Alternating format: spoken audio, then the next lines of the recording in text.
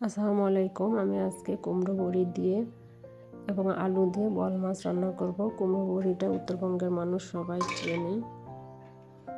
উত্তরবঙ্গে এটা অনেকে খায়। কুমড়ো বড়ি কড়াইয়ে একটু তেল দিয়ে প্রথমে ভেজে নেব, তারপর মাছ ভেজে নিয়ে উঠিয়ে ওই কড়াইয়ে পেঁয়াজ কুচি এবং কাঁচামরিচ দিয়ে দেব।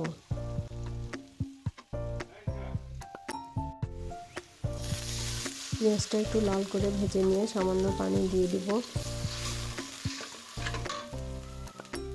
এখন একে একে সব মশলা দিয়ে দিব, লবণ, হলুদের গুঁড়ো, শুকনো মরিচের গুঁড়ো, আদা বাটা, রসুন বাটা এবং জিরা বাটা দিয়ে মশলাটা ভালো করে নেড়ে চেড়ে কষিয়ে নেব।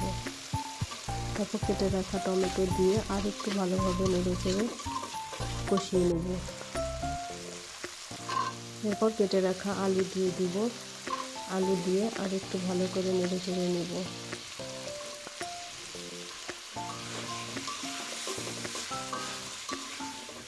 কষানোর সাথেই কুমড়ো বড়ি দিয়ে দিব, কারণ কুমড়ো বড়িটা সিদ্ধ হতে দেরি হয়, পরে দিলে সিদ্ধ হতে চায় না।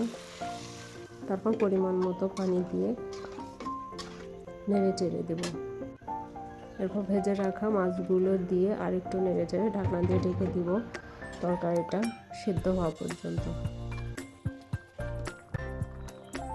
সবশেষে ধনিয়ার পাতা দিয়ে নামিয়ে নিব। এভাবে রান্না করলে অনেক ভালো লাগে। তো সবাই ভালো থাকবেন, সুস্থ থাকবেন। ভিডিওটি ভালো লাগলে অবশ্যই লাইক কমেন্ট করবেন। আল্লাহ হাফেজ।